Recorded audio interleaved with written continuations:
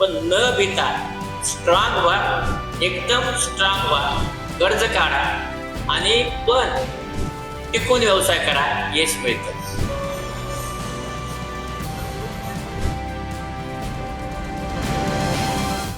त्यामुळे माझं सगळ्यांना एकच म्हणणं आहे की जोपर्यंत तुमचे हातपाय थकत नाहीत आणि मेंदू थकत नाही तोपर्यंत आपण काम करत राहिलं पाहिजे.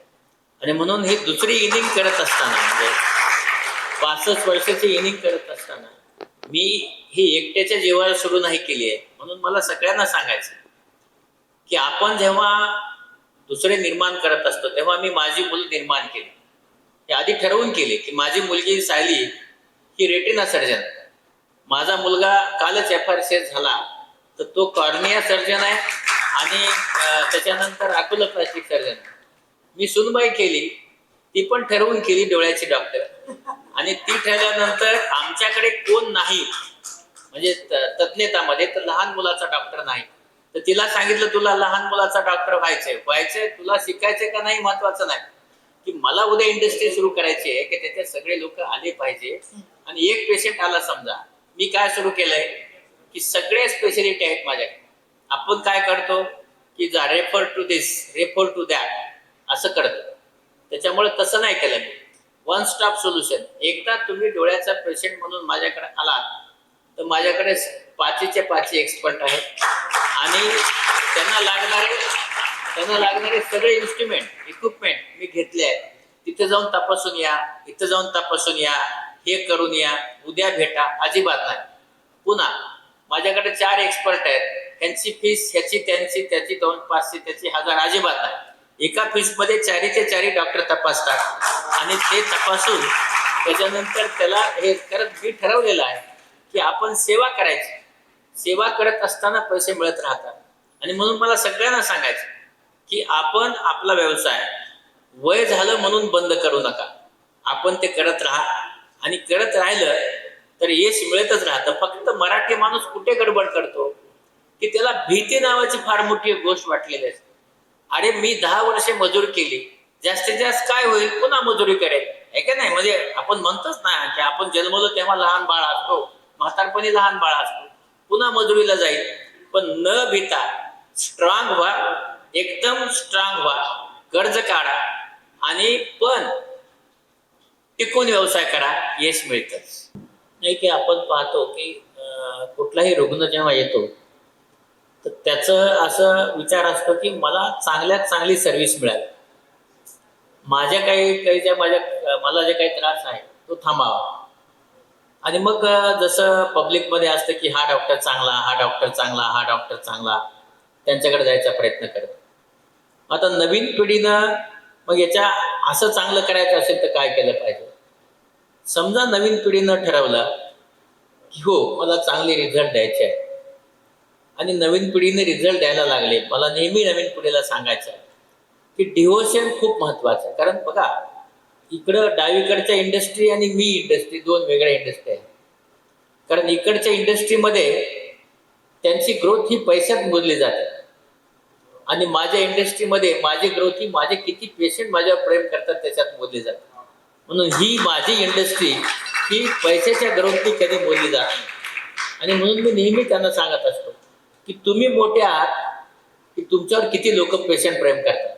आणि म्हणून पेशंटला मला नवीन सगळ्यांना सांगायचं की जे पेशंट आहेत तुमचा त्याच्या सगळ्या ज्या काही तक्रारी आहेत त्या सगळ्या तक्रारी ऐका आणि त्या तक्रारी तुम्हाला कशा त्याच्यावर उपचार करता येईल ते पहा. म्हणून माझ्याकडे एक डॉक्टर होता, त्याचं नाव होतं पांढरे. 12 वेळा नापास झाला होता MBBS ला आणि त्याच्यानंतर त्यांनी प्रॅक्टिस सुरू करायची ते माझ्या हातानेच ठरवलं. तर मी म्हणलं नको पांढरे, कशी चालेल प्रॅक्टिस, कारण त्याला मी पास केलं होतं. मी MBBS झालो, MAS झालो, लेक्चरर झालो, एक्झामिनर झालो आणि त्याला पास केलं. चाकूरचा होता. आणि त्याच्यानंतर मी त्याला एकच दिलं, ह्याच्यानंतर तू पेशंट बघणार नाही, पास. त्याच्यानंतर त्यांनी मला सांगितलं नाही मला प्रॅक्टिस करायची आहे. उस्मानपुरा औरंगाबादला प्रॅक्टिस करायची आहे. पांढरे कपडे, एकदम शुभ्र कपडे घालायचा आणि म्हणला तात्या तुझ्या हाताने उद्घाटन. म्हणलं ओके, केलं उद्घाटन. मला काय वाटलं थोडे दिवस प्रॅक्टिस करेल.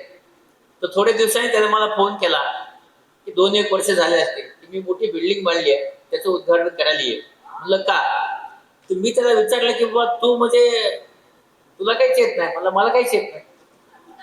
त्यांनी काय केलं होतं, MD medicine, MS surgery, gynaecology, paediatrician असे 4 आणि स्किन 5 लोक त्याच्या दवाखान्यात ठेवले होते. पांढरे बॉस बसायचा असा. हे सगळेजण पेशंट तपासायचे आणि त्या पांढरे बॉसकडे हे पेशंट जायचे, त्याला काहीच येत नव्हतं. तो फक्त सांगायचे yes you should do that. तेवढं शिकलं होतं त्याने. मग मी हे म्हणलं, हे तू कसं केलंस? ते म्हणलं काही नाही, पेशंट माझ्याकडे आला आणि डोकं दुखायला म्हटला की मी डोक्याला स्टेथोस्कोप लावून बसायचो. म्हणजे इकडं कुठं रे. गुडघा दुखायला म्हणला, गुडघ्याला स्टेथोस्कोप लावायचं. कारण इलिटरेट पेशंट असतील किंवा लिटरेट पेशंट असतील की त्यांना जर तुम्ही तेवढ्याच सहानुभूतीने त्यांच्या आजारावर फुंकर घातली तर त्याचं ज्ञान बघत नाहीत, तर त्या माणसाचं मनही बघतात आणि त्याचं प्रेमही बघतात आणि म्हणून पेशंट जातात. आणि म्हणून नव्या डॉक्टरनी पेशंटच्या ज्या तक्रारी आहेत त्या तक्रारी निवारण करायला शिकलं पाहिजे असं मला वाटतं. आपल्याकडे कसं आहे की आपल्याकडे ज्ञान खूप आहे, पण ते ज्ञान आपण त्यांच्यापर्यंत घेऊन जात नाही. आणि म्हणून नवीन डॉक्टरने डिव्होशन, सातत्य बसलं पाहिजे. आपल्याकडे कसं आहे, दवाखाना सुरू केला की तिथे एक रिसेप्शनिस्ट बसतो, तो फोन करतो डॉक्टर पेशंट आला. त्यांनी दवाखाना चालत नाही, त्यांनी पेशंट पण येत नाही. तुम्ही बसा, पुस्तक वाचा, पण जेव्हा रुग्ण येईल तेव्हा तुम्ही दिसले पाहिजे, तर रुग्ण तुमच्याकडे येणार आहे. मग मला असं वाटतं की 2 इंडस्ट्री नक्कीच वेगळ्या आहेत. म्हणून इथं तुम्ही तुमच्याकडं नंबर मोजा रुग्णाचा, तिथं त्यांनी पैसे मोजावे. कारण ही इंडस्ट्री तुमचा किती त्याच्यावर विश्वास आहे. आणि म्हणून विश्वास संपादन करणारी इंडस्ट्री, सेवा करणारी इंडस्ट्री म्हणजे वैद्यकीय इंडस्ट्री आहे. थँक्यू.